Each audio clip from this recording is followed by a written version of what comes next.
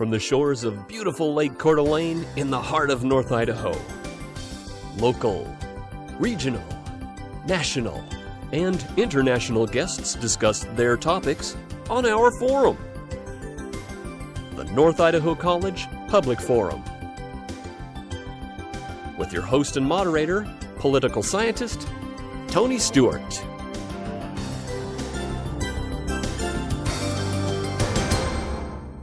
Welcome to the fourth week in our series, The Journey Through Time, What Happened in the Western World in the Second Millennium. On today's program, we want to deal with the world of democracy, the emancipation of the disenfranchised.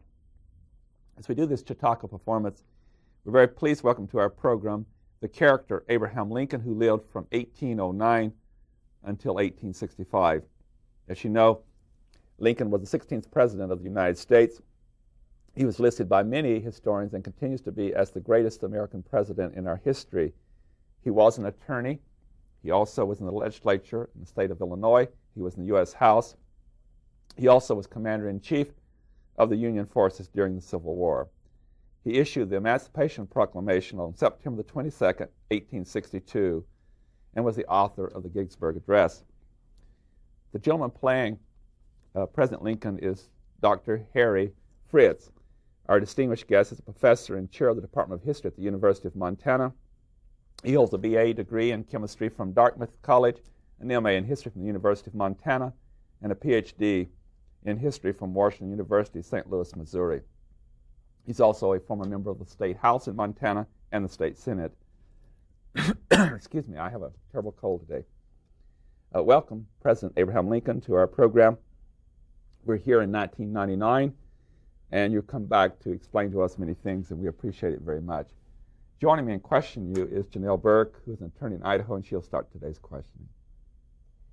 President Lincoln, it's an honor to have you here. In your time, you began in very humble surroundings. Can you share with us what your background was like and how that might have influenced you as you became the president in your time? Well, ma'am, it's a real pleasure to be here. And as you know, in my life, I was extremely reluctant to talk about my younger days. Partly, I believe, out of embarrassment. My parents were both uneducated, hard-scrabble dirt farmers. And my father in particularly, although he was, I believe, an honest man and a hard worker, was a man who treated me harshly as a child. Who had no ambition in life, and especially he had no use for books.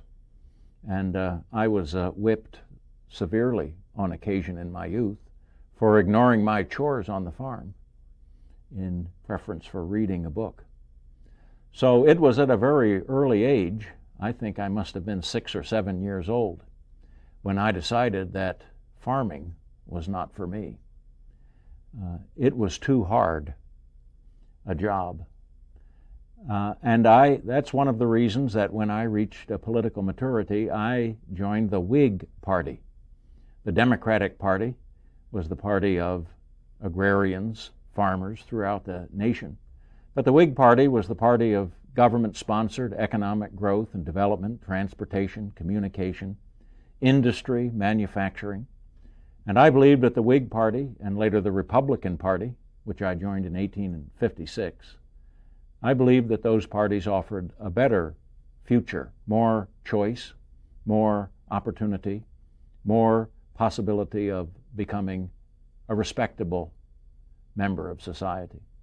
You became a lawyer. You were quite famous as a country lawyer, and you had a great number of cases. You were very prolific, actually. You worked very hard.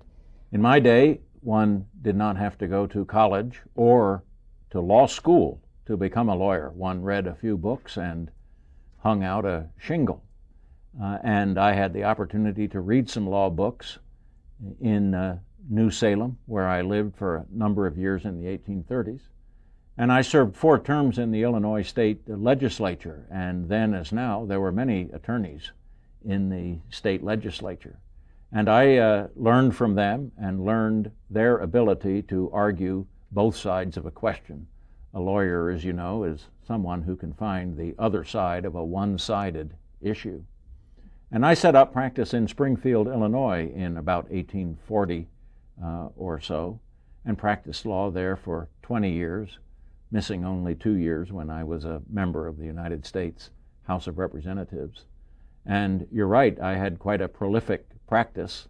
I had only a single partner, who was William Herndon, Billy Herndon, for many years. And we had about 5,000 cases in my law practice. So, and most of those were low-income cases in which we worked very hard for very little. But towards the end of my career, I began to acquire some more lucrative cases, particularly from the railroads and other industries, the canal industries at work in Illinois. So I was what you would call today, I think, a corporate lawyer at the end and making a very nice living. Mr. President, we talk a lot in history about does the events make the person or does the person shape the events? A lot of things happened in your life when you became first of all, a U.S. representative, and then when you ran for the U.S. Senate in the famous Lincoln-Douglas debates. Would you walk us through this development, how that led to you becoming president, and certain kind of legislation, certain issues that arose over slavery that made you the 16th president? Well, I did say once, and a number of people elevated this statement almost to a philosophy, that I could not claim to have controlled events in my administration, but must plainly confess that events controlled me. But I will confess to you here that I didn't always believe that. In the time in which I rose to maturity and served as president, we believed that people influenced society and people changed history. And I was familiar with the writings of the English historian Thomas Carlyle, and I knew of the events of the French Revolution and the wars of Napoleon, and I knew that people made a difference. And so I was politically ambitious, I must admit that. My law partner, William Herndon, once said that my ambition was a little engine that knew no end.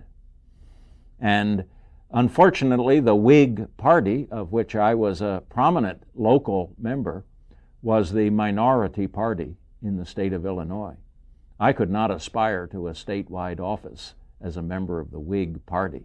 We did have local supremacy in a few areas, and that's why I was able to win election to the United States House of Representatives in 1846, although my party lost that seat to the Democratic Party, partly because I and the Whig Party opposed the Mexican War, the war of territorial aggrandizement waged by the Democratic President James K. Polk, in which he, without justice or without cause, stole half of the country of Mexico from its rightful owners.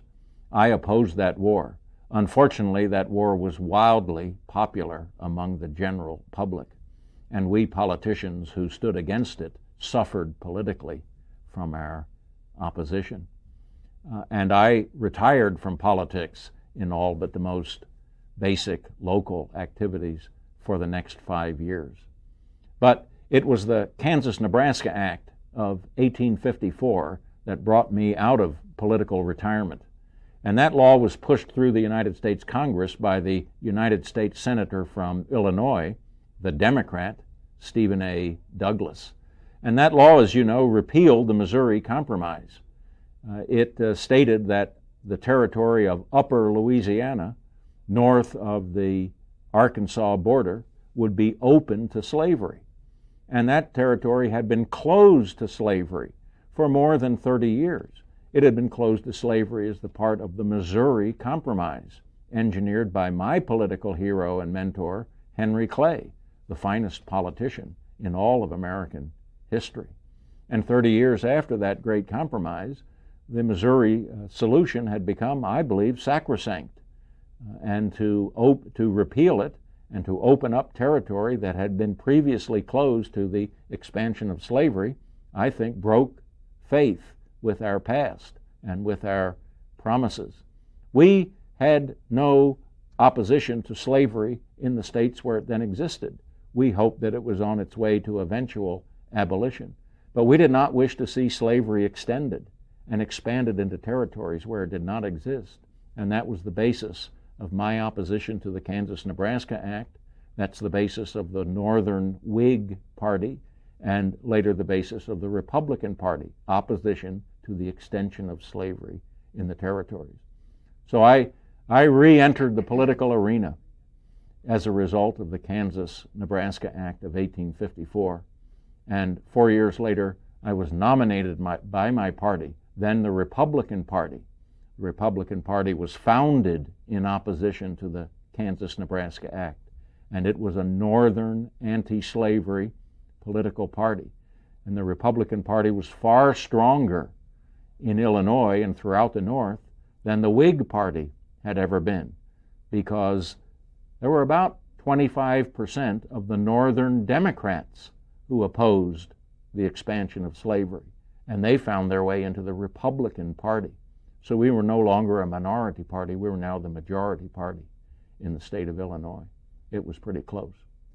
Really, what you're saying, Mr. President, is that the Republican Party, as you said, came out of this issue and the KansasNebraska Acts, and also the fact that the first really national presidential election for the new party was 1856, and 4 years later you win.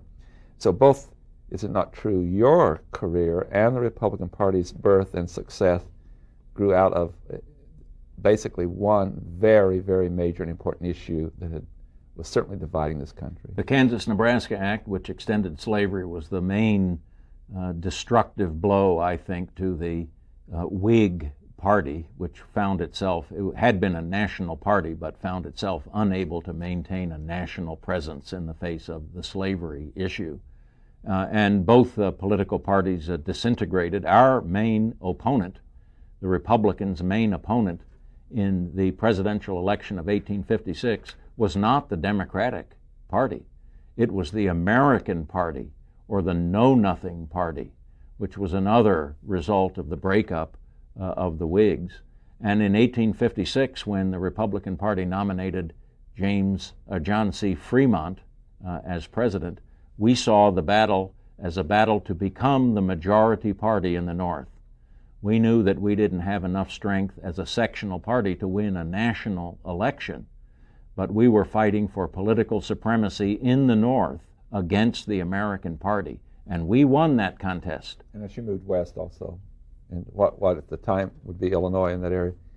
One other area I'd like you to take us into, and then I'll go back to Janelle, but Mr. President, you obviously won the election in 1860 based on this strategy. You were not even on the ballot in southern states. You did very well. Take us through then what happened with South Carolina attempting to secede, and today when you spoke to an audience at our college in 1999, different time for you, you indicated that, I believe in both your own case, Mr. President, and the North in particular, that you went through an evolving process in the war itself, and how it started out was somewhat different than what the final conclusion was as it related to the issue itself. Well, let me first assure you that although I was not on the ballot in the states at the South, I won the presidential contest of 1860 fair and square. I won a clear majority in the Electoral College. I won the votes of the heavily populated northern states, and my opposition was divided. There were 4 candidates in the presidential election of 1860. And the Republican Party, of which I was the standard bearer in 1860, made no threats against the South and avowed over and again our reluctance to interfere with the institution of slavery in the states where it then existed. We made every possible concession to the South. But I can only say that the state of South Carolina and the 6 other southern states that followed it in the winter of 1860 and 61 were sore losers. As they said in my day, South Carolina was too small for a republic and too large for an insane asylum. And it was led by a group of radical and extreme politicians who called themselves fire eaters, who were bound and determined to take the South out of the Union, whether they had any cause or not. And I gave them no cause. But South Carolina and 7 other states left the Union in the winter of 1860 and 61 and formed a competing republic whose legitimacy I never recognized as president, the Confederate States of America. In fact, I never used that term when I was president to describe our enemies, the rebels at the South. And all of this had transpired before I was inaugurated. In those days, as you know, the president was not inaugurated until the 4th of March. So there's a full 4 months between the election and the inauguration, and that's when the damage was done. And those southern states that left the Union were busily stealing federal property in the South. They took over arsenals and military forts and other government property throughout the South. This was property paid for by the taxpayers of America. It did not belong to a separate state or to a counterfeit government. And when I became president, there were only 2 such pieces of federal property left in the South, and one of those was Fort Sumter in the Charleston Harbor in South Carolina. And I must admit to you, I did not know how to address this problem, and it dragged on for 4, 5, 6 weeks. But I finally decided that I would send some food and medical supplies to reinforce Fort Sumter. I would not reinforce it militarily, and I would not evacuate the troops that held it and turn the property over to South Carolina. But I would simply give food, medicine, and supplies. And South Carolina took that as an excuse to open fire on Fort Sumter on the 12th of April of 1861. They bombarded that fort for 24 hours.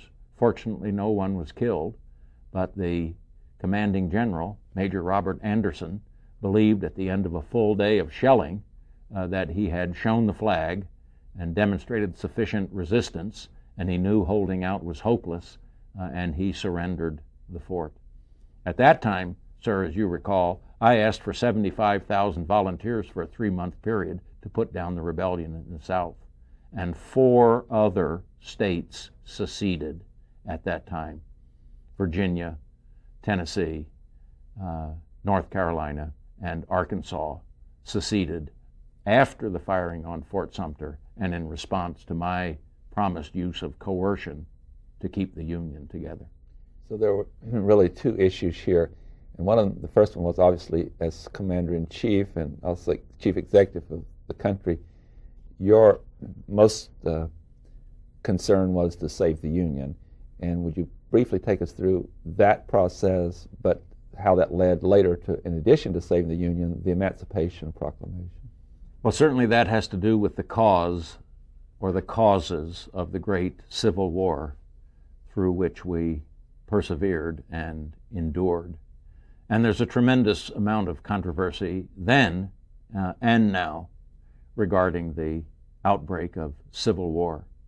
And those at the South, including my counterpart, Jefferson Davis, went to great printed lengths in the aftermath of the war to insist that the secession of the South had nothing at all to do with the institution of slavery, which I think was slapped reason directly in the face. As I said in my second inaugural address, given in the Capitol at Washington when the war still had a month to go to its successful conclusion, I said then that 1/4 of the population, when the war began, 1/4 of the population were Southern slaves, not distributed generally across the Union, but localized in the southern part of it. These slaves constituted a peculiar and a powerful interest. All knew that this interest was somehow the cause of the war. and I will stand by that statement, and I don't think anyone can differ with it. All knew that slavery was somehow the cause of the war. And it is true that if the war had ended quickly, if the war had ended with a brilliant Union victory at the Battle of First Manassas, or if General George McClellan had made good his promise to capture the Confederate capital at Richmond in the Peninsular Campaign of 1862, and if the war had ended quickly, the Union would have been restored with slavery intact. And so those, primarily the Southern commanding general Robert E. Lee, who managed to postpone the end of the war and keep it going with a series of dramatic Southern victories, ironically, were leading to a domestic revolution in their own state, in their own region, because the longer the war lasted, the more likely it was that slavery would not survive. Well, take us through the Emancipation Proclamation, and then we'll talk some about the war itself. All right. What happened with the Emancipation Proclamation?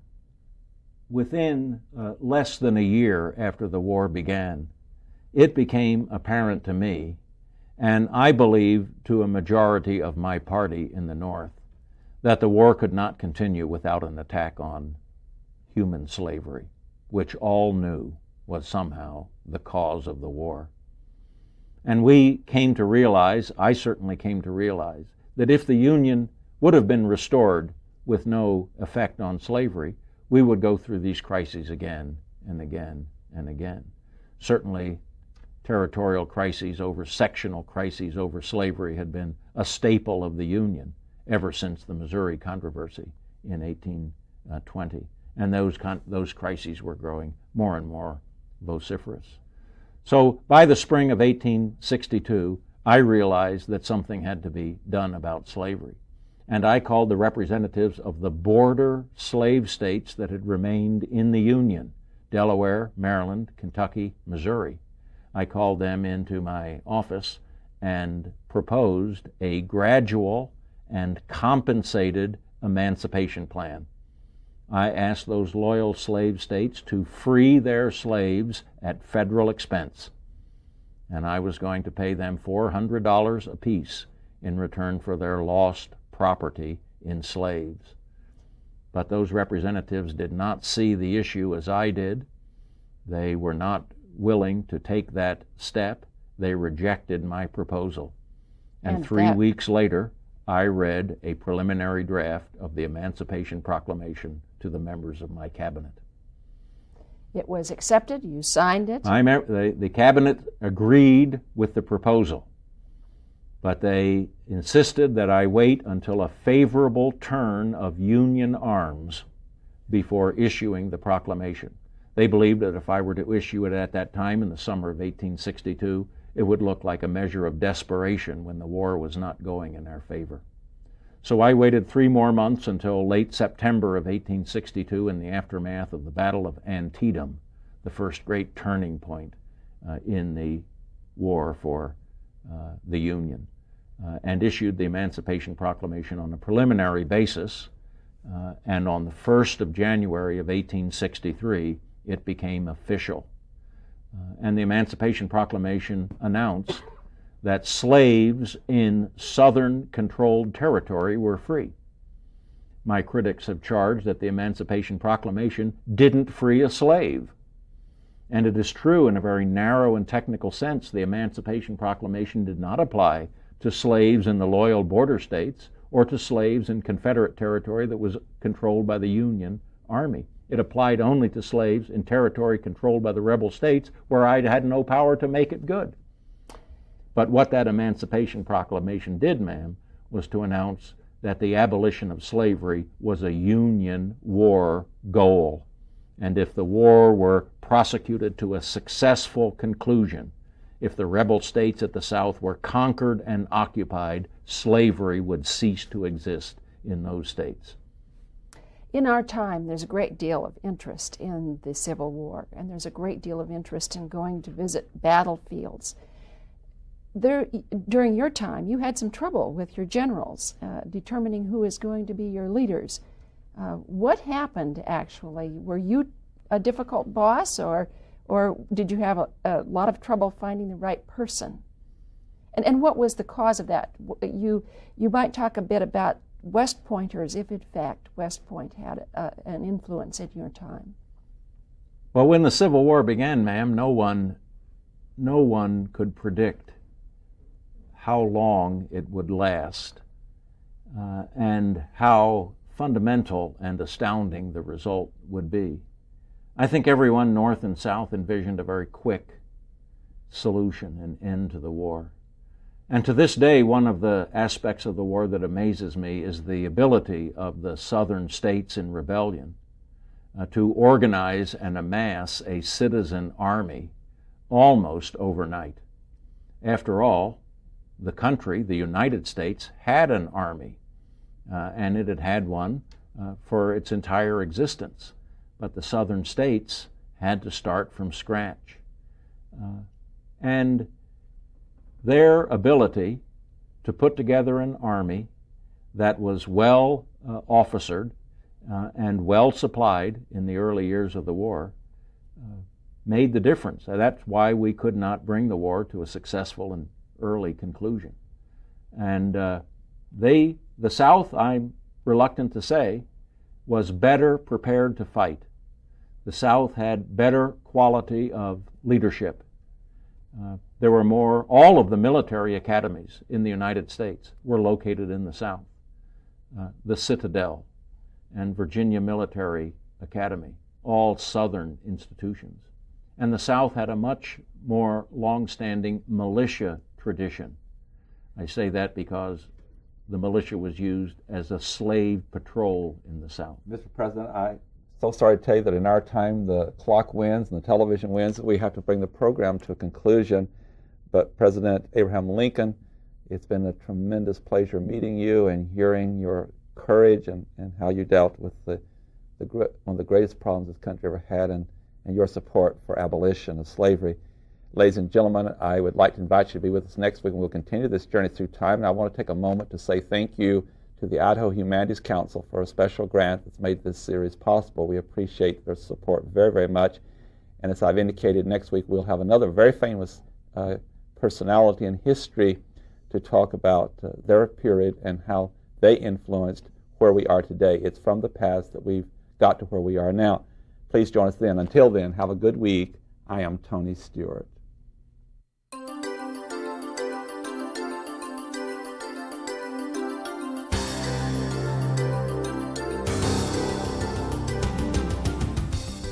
North Idaho College Public Forum is the longest-running public television show of its type in North America and is seen in 7 states and 2 Canadian provinces. Each episode is pre-recorded live and is an educational community outreach from North Idaho College. Please join us again at this same time next week for another new edition of North Idaho College Public Forum on this public television station.